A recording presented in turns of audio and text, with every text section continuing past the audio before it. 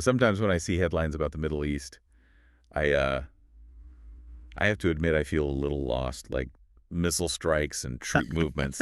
It's just a lot to wrap your head around, you know? It really is. It can feel very overwhelming very quickly. Exactly. And that's kind of what we're doing with this deep dive today. We're going to try to cut through the noise a bit and really get a grip on what's going on with the U.S. military presence in the Middle East. Definitely a worthwhile endeavor, Yeah. especially with everything that's been unfolding. Right. Yeah. So specifically, we want to unpack what does that presence actually look like right Yeah. now as we're talking October 2024? And how has it changed, even just in the past few weeks since this recent conflict escalated? Right. So think of this as your behind the scenes briefing. I like that, a behind the scenes look. And it's crucial to have this context because those recent events, the Hamas attack, Iran launching those missiles, Israel's response, they've all directly impacted, they've all directly impacted how the U.S. military is positioning itself. Right. It's like watching a chain reaction, but in real time, with incredibly high stakes. Absolutely. Yeah. And the numbers themselves really tell a story. I was looking at this just before we started recording, and just before this all kicked off. There were roughly 40,000 U.S. troops in the Middle East, Yeah. which is not a small number by any stretch. It's a significant number. Yeah. And yet within weeks, it surged, right, to approximately 43,000. So, at first glance, someone might say, well, 3,000, that's not a huge jump. But in the grand scheme of things, it actually is. Yeah. Okay, so help me understand the why here. It's more than just adding a few thousand troops to the mix, all right? Yeah. What's the message? What are we signaling? It's all about signaling. And what you're signaling there, both to your allies and to potential adversaries, is that you are deeply, deeply invested in this region and you are more than prepared to back up your commitments. It's a way of projecting strength and hopefully deterring, any kind of further escalation. So beyond the raw numbers, what are we actually talking about in terms of military hardware? I'm guessing it's not just, boots on the ground. No, no, we're talking about some serious firepower. So, for example, you've got the USS Abraham Lincoln, and that's an aircraft carrier that was already in the Gulf of Oman. And the decision was made to extend its deployment, so to keep it in the region even longer than was initially planned. And that decision to keep the Lincoln in the Gulf, that seems very deliberate. It makes you wonder what factors might have been going through the minds of, military planners when they made that call. Well, I think a lot of it has to do in this idea of strategic positioning, right? Right. So remember those Iranian missiles that were intercepted? Right. The Abraham Lincoln, with its fighter jets, with its advanced surveillance capabilities, that is a critical asset in that kind of situation, right? It acts as both a deterrent and, should the need arise, a very, very real line of defense. So it's almost like having a chess piece that you put in a particularly strategic spot on the board. Exactly. And speaking of strategic positioning, Hmm. the sources also mentioned the USS Cole and the USS Bulkley, two destroyers already operating in the Eastern Mediterranean Sea. And that, if I'm remembering correctly, that's another hot spot, right?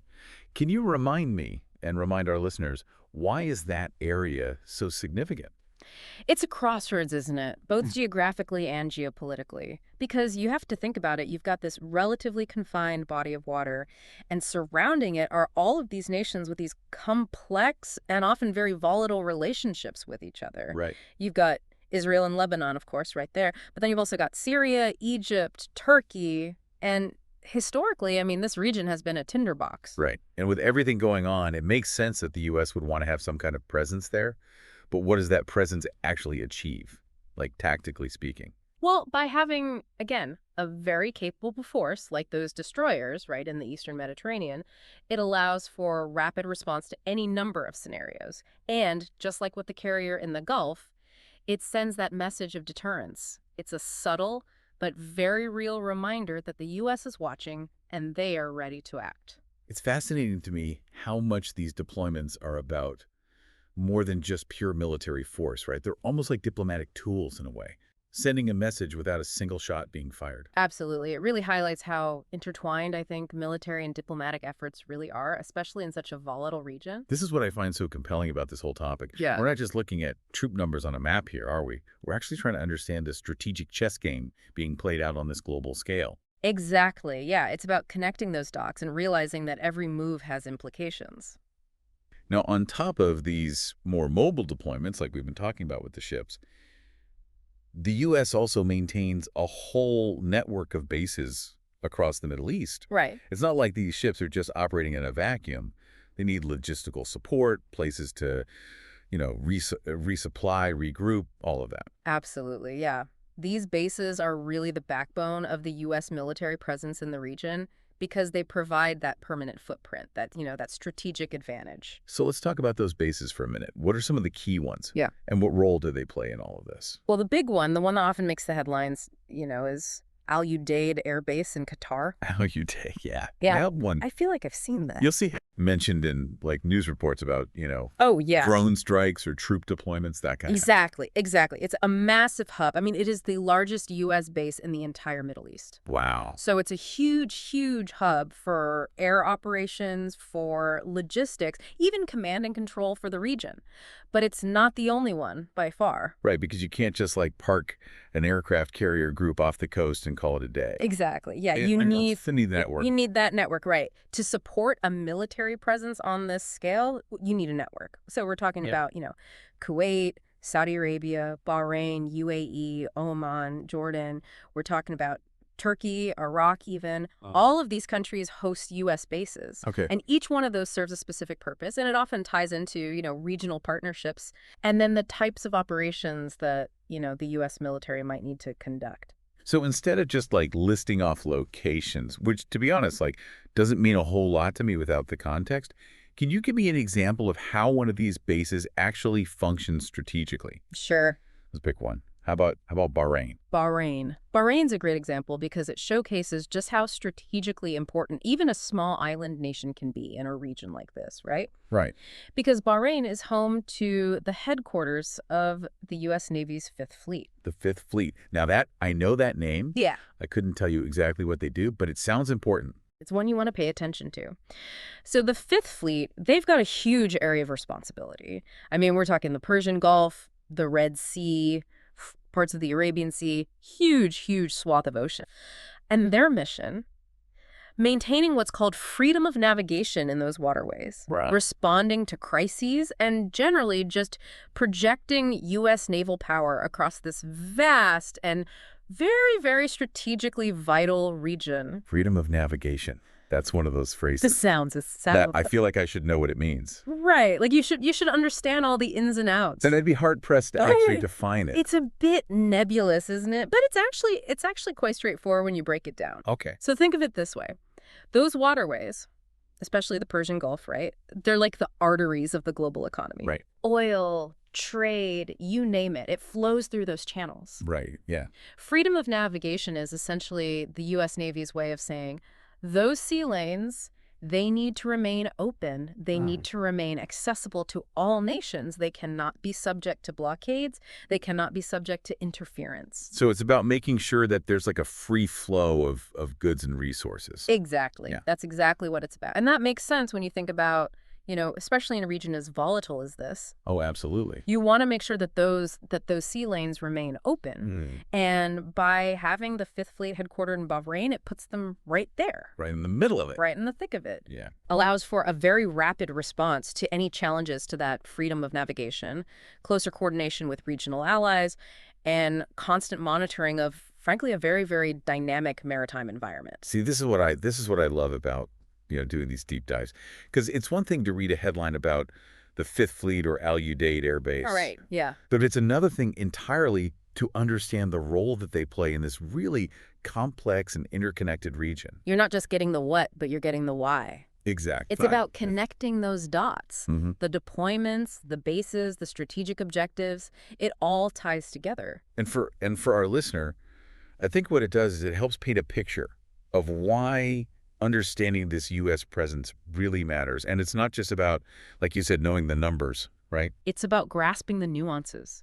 It's about thinking through the potential consequences, both intended and unintended, Yeah. of this military posture. So let's try to do that. Let's step back for a moment and try to put all these pieces together. Yeah. We've got this recent increase in U.S. troop presence. Mm-hmm. We've got these, strategic assets like aircraft carriers and destroyers being, moved into position. Right. And we have this enduring network of bases across the region, each one with a very specific role to play. Yeah, and what I find fascinating is that, we often focus on these immediate crises, Right. the recent attacks, the troop movements, all of that.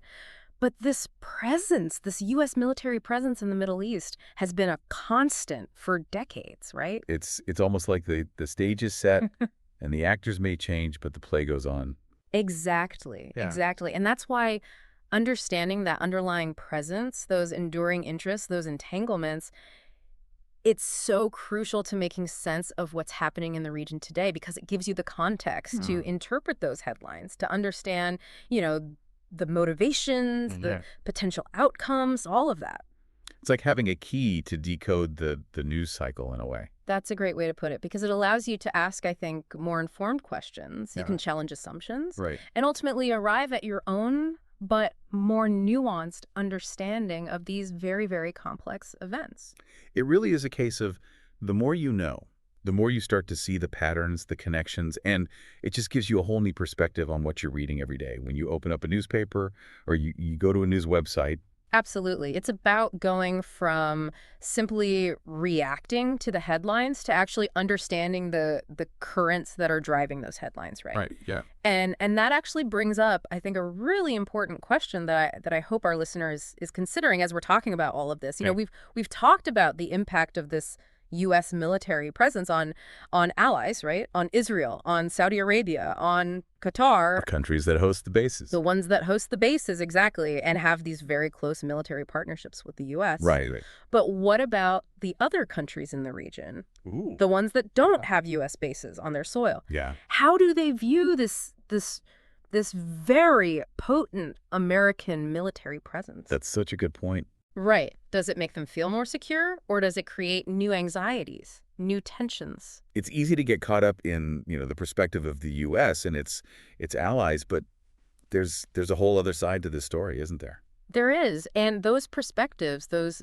often unheard voices, I think, are crucial to understanding the full complexity of this situation. It's like realizing that the chessboard is even bigger It is. than you initially thought, with Yeah. with even more players and even more intricate strategies at play. It's all interconnected, isn't it? It really is. And the more you understand the perspective of all of those players, the better equipped you are to actually make sense of the game as a whole. So we've got like what we've got this multi-layered chess game going on. Exactly, yeah. Yeah. Multiple players, Yeah. hidden motivations. Yeah. Right. And like shifting alliances. Oh, absolutely. I mean, this is the most dynamic region in the world, I think, geopolitically speaking. It's a lot. It is. But that's what makes it so fascinating to study. It does. It does. So as we kind of like start to wrap up our deep dive here, what's the one big takeaway? What's the one thing you want to leave our listeners with today? That's a good question. I think the biggest thing to remember is that this region, the Middle East, it's in constant flux. Right. It's a place where history weighs very, very heavily on the present. It does. Yeah, you can't escape that. No, you can't. Yeah. But at the same time, the future's unwritten, right? So keep your eyes on the headlines, absolutely. Pay attention to what's happening day to day. But don't forget to look beyond them as well. Think about the deeper currents that we've been discussing today. Think about the motivations of all the different players involved. And trust me, your understanding will only grow richer and more nuanced the deeper you dive. And on that note, we should probably leave it there for today. But this has been fascinating. It has. I always learn so much from these conversations. It's been a pleasure. So for everyone listening, thanks for joining us for this deep dive into the U.S. military presence in the Middle East. And we'll catch you next time.